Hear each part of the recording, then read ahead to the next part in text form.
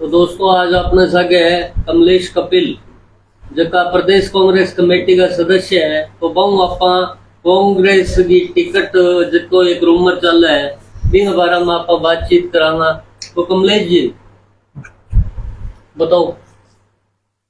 Sir देखिए ऐसा है, कांग्रेस की टिकट का जो रूमर चल रहा है ये तो हर विधानसभा में एक परिपाटी रही है।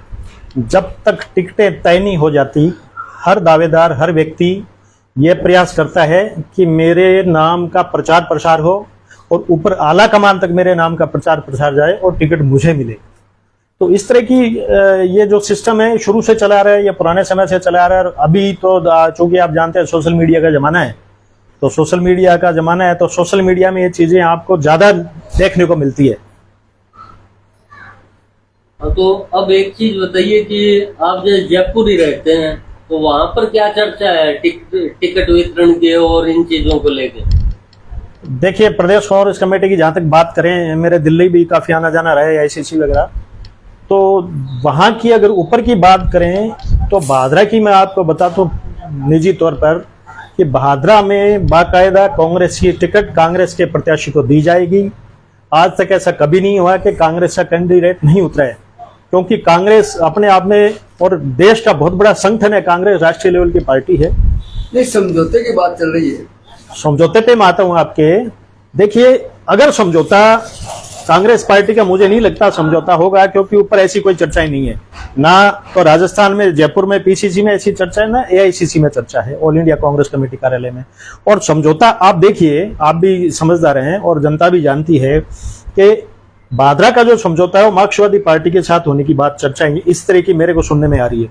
लेकिन मार्क्सवादी पार्टी अपने आप में राष्ट्रीय संगठन है और मार्क्सवादी पार्टी का अगर कांग्रेस के साथ समझौते का होता है तो जो वो समझौता है वो होगा ऊपर के लेवल पर, न कि केवल भादरा की एक टिकट पे।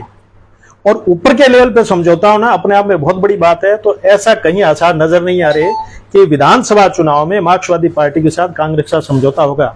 और पिछले दिनों अमरा राम जी के भी बयान आए, उनके लेटर भी सोशल मीडिया पर काफी दिनों से वायरल हो रहे हैं।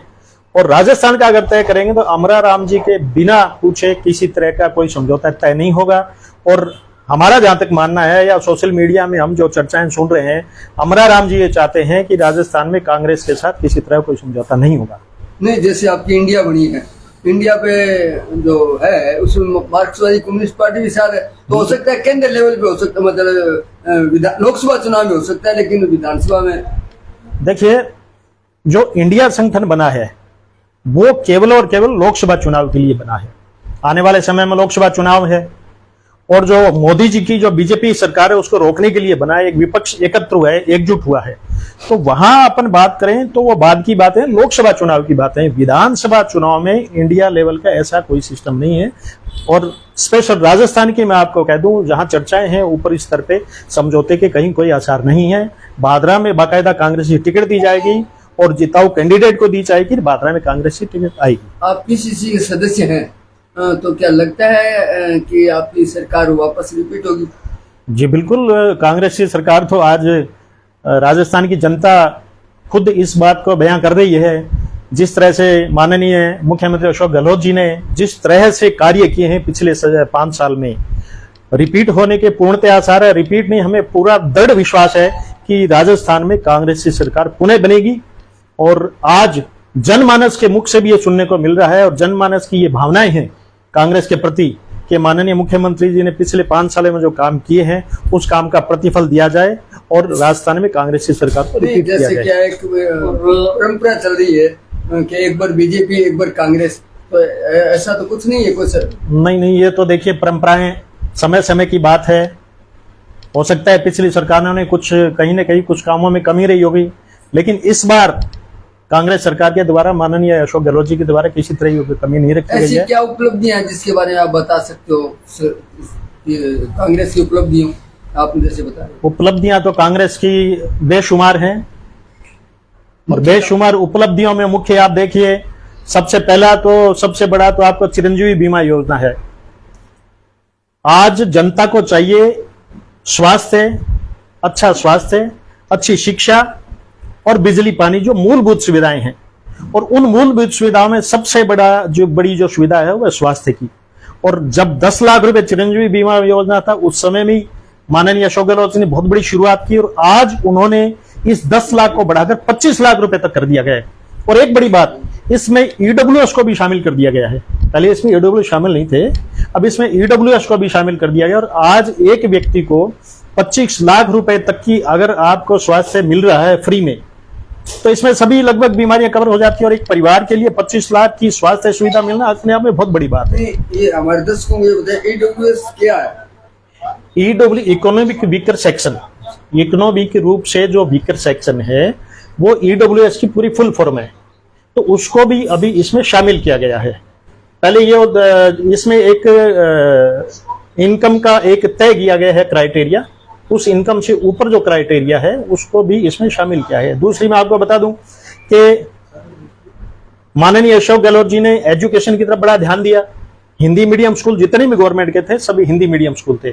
आज उन्होंने प्रत्येक ब्लॉक पर इंग्लिश मीडियम स्कूल खोलकर एक बहुत बड़ा उदाहरण दिया है। और आने वाले समय में जो बच्चे पढ़ाई कर रहे हैं, किसी को यूपीएससी में जाना है, किसी को आरपीएससी में जाना है, किसी को एमएनसी कंपनी में जाना है, आज इंग्लिश मीडियम मस्ट है, आवश्यक है। तो इसलिए अशोक गहलोत जी ने उधर भी ध्यान दिया है। और दूसरा एजुकेशन के साथ साथ उन्होंने जो कॉलेजेस खोले हैं, स्कूल्स की खोले हैं, कुछ यूनिवर्सिटीज अच्छी अच्छी यूनिवर्सिटी को मान्यताएं दी है, उसका भी एक बहुत बड़ा प्रभाव पड़ने वाला है। राष्ट्रीय भाषा हिंदी है और इसको हिंदी की कई स्कूलें बंद करके और उनको इंग्लिश मीडियम बना दिया गया। देखिए, हिंदी की भाषा के बारे में, राष्ट्रीय भाषा हमारी हिंदी है, लेकिन आप इंटरनेशनल लेवल पे जाते हैं, आज हमारे बच्चे विदेशों में जाके नौकरी कर रहे हैं। आज आप कोई पढ़ाई करें, बीटेक कर रहे हैं, एमबीबीएस कर रहे हो, तो आपको सारी इंग्लिश में मिलती है। चूंकि राष्ट्रीय भाषा हमारी हिंदी है, तो हिंदी इंग्लिश मीडियम स्कूल बंद करने का यहाँ कोई वो पर्याय नहीं है। उनका उद्देश्य ये नहीं था कि उन्होंने हिंदी मीडियम स्कूल बंद किए, उनका उद्देश्य यह था कि पर ब्लॉक पर एक एक इंग्लिश मीडियम स्कूल खोला जाए। हिंदी मीडियम स्कूल तो बहुत चल रहे हैं, चलते रहेंगे। जो इंग्लिश मीडियम बने हैं वो उन्हीं हिंदी मीडियम को ही इंग्लिश मीडियम बना दिया। बिल्कुल, उनमें से बनाया, हाँ बिल्कुल बना दिया। चूंकि वहां ऑलरेडी पहले से सुविधाएं थी, बिल्डिंग थी, स्टाफ था, टीचर्स था, उन्होंने कुछ नई भर्तियां की। लेकिन हिंदी मीडियम कितने बंद हुए? एक ब्लॉक पर आपके अगर हिंदी मीडियम आज 60 स्कूल हैं, तो उनमें से अगर एक स्कूल बंद होता है उससे कोई फर्क नहीं पड़ता। और बहुत अच्छी उन्होंने सुविधाएं ये शुरुआत की है। आप देखते हैं प्राइवेट जितने भी स्कूल है सब मोस्टली इंग्लिश मीडियम है। तो उसके साथ साथ अगर कई बच्चे ऐसे भी हैं जो फीस अफोर्ड नहीं कर पाते, प्राइवेट स्कूलों में उनके बच्चे नहीं जा पाते, तो इसलिए इंग्लिश मीडियम स्कूल खोलना अपने आप में बहुत बड़ा कदम है। उसके साथ साथ मैं आपको बताना चाहूंगा, कर्मचारियों के लिए जो पेंशन का जो वो ऐतिहासिक कदम है कर्मचारियों के लिए, आरजीएचएस देखिए आप। तो इसलिए माननीय मुख्यमंत्री जी ने जो अभी कार्य किया है उससे जनता खुद ये चाहती है कि कांग्रेस सरकार रिपीट हो, क्योंकि उन्हें इसका बेनिफिट मिला है। नहीं, वर्तमान विधायक के बारे में आपका क्या कहना है? क्योंकि आपकी सरकार का उन्होंने बचाया है। जैसे कि प्रदेश सरकार ने इस बार सभी विधानसभा क्षेत्रों में अच्छे काम किए हैं, लेकिन भादरा के अंदर इस तरह से मतलब एक प्रचारित किया जा रहा है कि सिर्फ काम जैसे भादरा में ही हुआ। माननीय विधायक जी, ठीक है, कामरेड बलवान पुनिया जी हमारे विधायक हैं, भादरा के तो हमारे भी विधायक हैं, और उन्होंने कांग्रेस सरकार को बिल्कुल उन्हें सहयोग किया है। जहां आवश्यकता पड़ी उन्होंने कांग्रेस सरकार का साथ दिया है। लेकिन ये प्रचारित करना कि केवल भादरा में हुआ है, क्योंकि जो कार्य हुए वो तो पूरे राजस्थान में बराबर हुए हैं। संग्रिया में हुआ है, राउरकेला में हुआ है, जी जी बिल्कुल बिल्कुल, बंगा में हुआ है, वहाँ तो बीजेपी के काम वहाँ भी उतना ही। ये एक साधारण प्रक्रिया है, सभाओं में बराबर बजट गए। बिल्कुल बिल्कुल, ये एक साधारण प्रक्रिया है। जहां एक ब्लॉक पर उन्हें इंग्लिश मीडियम स्कूल खोलना है तो खोलना है, यहाँ पे उन्होंने कॉलेज देना है तो देना। ये सरकार का एक रूटीन प्रक्रिया है। कहीं पीएचसी है, कहीं सीएचसी को उसमें कन्वर्ट करना है, कहीं स्कूल को कन्वर्ट करना है, कहीं कोई सुविधा है, कहीं सड़क, बिजली, पानी की जो बात आती है, तो ये तो गवर्नमेंट का काम क्या होता है, ये तो एक रूटीन की प्रक्रिया है और हर सरकार ऐसा करती है। लेकिन अब की बार मुख्यमंत्री जी ने कहीं बढ़कर काम किया है, और वो जो बढ़कर काम किया है वो भादरा में भी हुआ है। वो एक रूटीन प्रक्रिया गवर्नमेंट के उस हिसाब से हुआ है। ठीक है, कामरेड बलवान पुनिया जी विधानसभा में अच्छा बोलते थे या उन्होंने कहीं ना कहीं जाके अपना प्रयास किया होगा, लेकिन जो काम हुए हैं वो रूटीन की प्रक्रिया है। वो ठीक है, अपना प्रचार कर रहे हैं, वो उन्हें उसका कुछ लाभ लेना होगा इसलिए उसका प्रचार कर रहे हैं। लेकिन कांग्रेस सरकार ने जो काम किया है भादरा में वो एक रूटीन प्रक्रिया है और उन्होंने बहुत अच्छा काम किया है। हाँ कमलेश जी, एक बात ये बताइए, आपके कांग्रेस पार्टी है वो भादरा शहर से, भादरा तहसील से अपना सिंबल देगी चुनाव में? जी बिल्कुल, कांग्रेस पार्टी तो अवश्य, मैंने भी पीछे बोला कि समझौता जो है वो राष्ट्रीय लेवल पे होता है, न कि केवल भादरा की एक सीट पे होगा, क्योंकि मार्क्सवादी पार्टी सामने है। इसलिए 101% कन्फर्म हमारा दृढ़ ये है विश्वास के भादरा में कांग्रेस का सिंबल आएगा और कांग्रेस का कैंडिडेट चुनाव लड़ेगा। सोशल मीडिया पर और अखबारों में भी ये चल रही है कि 4 सीटों पर कम्युनिस्ट पार्टी के साथ प्रदेश कांग्रेस कमेटी समझौता कर रही है, क्या ये सत्य है? नहीं नहीं, ऐसा सोशल मीडिया पे वही लोग चला रहे हैं जो ये चाहते हैं कि हमारे साथ समझौता हो, लेकिन ऊपर के स्तर पर, प्रदेश स्तर पर और राष्ट्रीय स्तर पर आप देखें तो ऐसा कहीं कोई नजर नहीं आ रहे आसार। और चूंकि मैं रिपीट करना चाहूंगा कि जो कामरेड अमराराम जी हैं, जो धोद से एमएलए विधायक बनते हैं सीकर से, वो मार्क्सवादी पार्टी के यहाँ के सर्वे सर्वा हैं और उनकी परमिशन के बिना मार्क्सवादी का कांग्रेस का समझौता होना मुश्किल है। और पिछले दिनों सोशल मीडिया पे लेटर वायरल भी हुआ था और अमराराम जी के बयान भी आपको सुनने को मिले होंगे कि किसी तरह का पार्टी के साथ, कांग्रेस के साथ हम समझौता नहीं करेंगे, इंडिविजुअल चुनाव लड़ेंगे। इसलिए कहीं कोई आसार नजर नहीं आते कि मार्क्सवादी का कांग्रेस के साथ समझौता होगा। आप भी पिछले लगभग 25-30 साल से कांग्रेस संगठन से जुड़े हुए हैं और हनुमानगढ़ जिले की राजनीति में अच्छा काम किया है आपने कांग्रेस के लिए, लेकिन क्या आपको नहीं लगता कि ये जो चीजें होती है कि समझौता होगा या फिर बीजेपी की टिकट उसको न मिलके उसको मिल जाए और हो जाए, तो मतलब ये लोग अपने किए गए कामों के प्रति आश्वस्त नहीं है, या फिर मतलब जो इनका संगठन है वो आश्वस्त नहीं है इसके लिए, इसलिए ये लोग ऐसी बातें बोलते हैं कुछ लोग कि समझौता हो जाएगा, या फिर मतलब जो ये अपना अब बीजेपी का कैंडिडेट दूसरा आ जाए कोई, जो भी है। तो इन बातों से आप कितना इत्तेफाक रखते हैं? देखिए, ये तो एक रूटीन प्रक्रिया है। जिस व्यक्ति को लगता है कि मैं कहीं ना कहीं कमजोर हूं तो अपना प्रचार प्रसार ज्यादा करता है, ठीक है।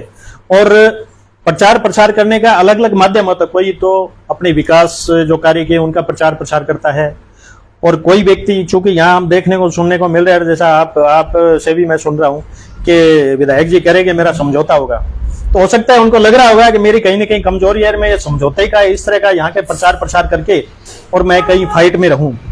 इसलिए बाकी रही संगठन की बात, तो मैं भी पिछले NSY यूथ कांग्रेस से यहाँ तक पहुंचा हूं। आज मेरे को 30 साल हो गए कांग्रेस पार्टी में राजनीति करते हुए। तो ये एक रूटीन प्रक्रिया है। प्रत्येक कैंडिडेट और व्यक्ति जिसको जब तक टिकट नहीं मिलती वो अपने आप को आगे रखना चाहता है दौड़ में, इसलिए ये एक रूटीन प्रक्रिया है, वो प्रचार प्रसार करते हैं।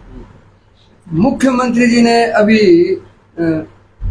2023 मिशन 2023 का मिशन 2030, हाँ, तो उसका एक विमोचन किया था, लोकार्पण। अरे हमारे विधायक महोदय उसको कह रहे हैं कि जैसे अभी 14 गांवों के मामले में, तो भादरा विधानसभा से संबंधित बात है, पूरी प्रदेश की बात नहीं करें क्योंकि आप भादरा के रहने वाले हैं। तो क्या ये 14 गांवों से वंचित है, उसका लोकार्पण हो गया है या इसकी कोई 2023 की 30 की योजना है? देखिए, 2030 में तो जो माननीय मुख्यमंत्री जी का एक सपना है कि उन्होंने अब तक जितनी योजनाएं लागू की है 2030 तक पूर्णतया पूरे प्रदेश में उनका अमली जामा पहनाया जाए, इम्प्लीमेंटेशन हो जाए, उनका इम्प्लीमेंटेशन हो, और उसके साथ साथ कहीं कोई ऐसी योजना वंचित रह गई तो आने वाले समय में जैसे सरकार रिपीट होती है उस योजना को लेके आए और उस 2030 मिशन का पूरे प्रदेश को लाभ मिले, नहीं कि केवल भादरा को। और भादरा उसमें शामिल है 2023। कल जो इसका लोकार्पण हुआ था 14 गांव के मामले में, शिलान्यास 14 बारानी का, तो इसको आप क्या शिलान्यास मानते हो या क्या है? नहीं, देखिए टेंडर कोई भी नहर का बनता है तो उसका पहले वित्तीय स्वीकृति आती है, फिर प्रशासनिक भी स्वीकृति आती है, ये सारी स्वीकृतियां होती है, फिर टेंडर होते हैं, उसके बाद में कोई शिलान्यास होता है। तो न तो कोई प्रशासनिक स्वीकृति है, न ही कोई वित्तीय स्वीकृति है, टेंडर भी नहीं निकले तो नहर का शिलान्यास कैसे? नहीं, शिलान्यास किसने किया? कॉमरेड बलवान पुनिया ने कल किया। पहले मुख्यमंत्री, देखिए मुख्यमंत्री जी आए थे। पहले आपकी बात सही है, कोई भी काम करने के लिए भले ही चाहे आप सरकारी एक छोटा सा 100 मीटर का सड़क का टुकड़ा भी बनाएंगे, प्रशासनिक स्वीकृति, वित्तीय स्वीकृति अति आवश्यक होती है। टेंडर होते हैं, फिर उसकी टेंडर प्रक्रिया होती है, उसके बाद फिर उस कार्य को अमली जामा पहनाया जाता है, वर्क आर्डर देने के बाद में होता है। उसके बाद होता है। अब ठीक है, एक ये चुनाव नजर आ रहे हैं और वो किसानों का बेनिफिट लेने के लिए कामरेड बलवानपुर जी ने ऐसा किया होगा, लेकिन 2030 का जो मिशन है माननीय मुख्यमंत्री अशोक गहलोत जी का, उसमें ये शामिल है, वेबसाइट में है, उसमें ये शामिल है। और ये 14-12 का जो काम है आने वाले समय में जैसे ही रिपीट सरकार होगी उसमें ये 101% डेफिनेटली काम प्रमुखता दी जाएगी, बिल्कुल प्रमुखता से होगा। तो ये अपने साथ थे कमलेश कपिल, प्रदेश कांग्रेस कमेटी के सदस्य, और हमने इनसे बातचीत की। पूरे विश्वास के साथ कह रहे हैं कि भादरा में कांग्रेस की टिकट आएगी। और आप लोगों को ये कार्यक्रम कैसा लगा तो कमेंट करके, जैसे कि मैं भी लाइव था और मेरे साथ में राष्ट्रवादी संदेश भी लाइव था और भादरा टुडे भी, तो आप उनके ऊपर अपनी प्रतिक्रियाएं दीजिए। धन्यवाद। धन्यवाद।